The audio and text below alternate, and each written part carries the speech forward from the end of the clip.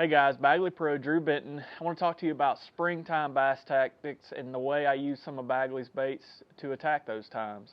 Anytime the water is, in early spring in the upper 40s through 50 degrees, these are the two plugs I throw the most.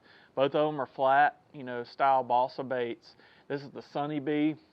It gets 5 to 6 foot deep on 10-pound line, and this is the B flat. It'll dive somewhere between 3 to 5 foot depending on your line size.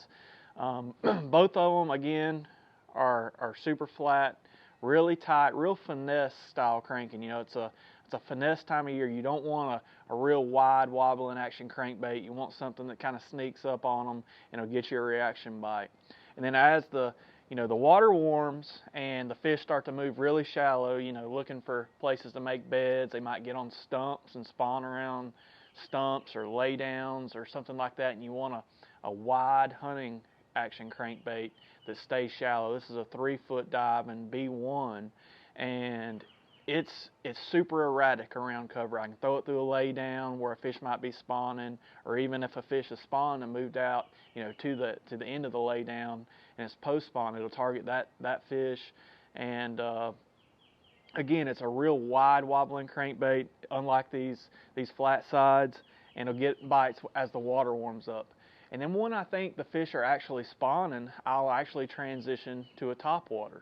A topwater prop bait that time of year is a good choice because you can work it real slow. It'll stay right over, top of the fish, whether they're spawning or they're garden fry. This is the Pro Sunny Bee twin spin.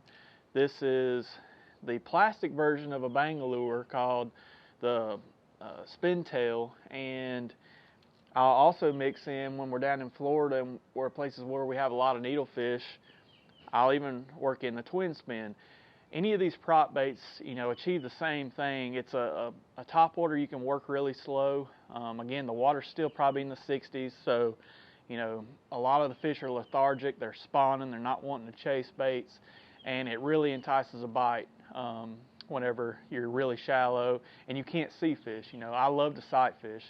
There's not an angler probably out there that doesn't like to, but a lot of the conditions, a lot of the places we go, either the fish are, a little too deep to see, or, the water's a little too dingy, and these top waters will get you bites when nothing else will if you don't want to slow down and flip. Another good thing is, like I said earlier, fry garters around docks and places like that. This is, very enticing to them because, there's always something after their fry, and they'll explode on these baits, all through the spring. Those are just a few Bagley baits that I throw during the spring, and be sure to check them out, and they'll put some more fish in your boat.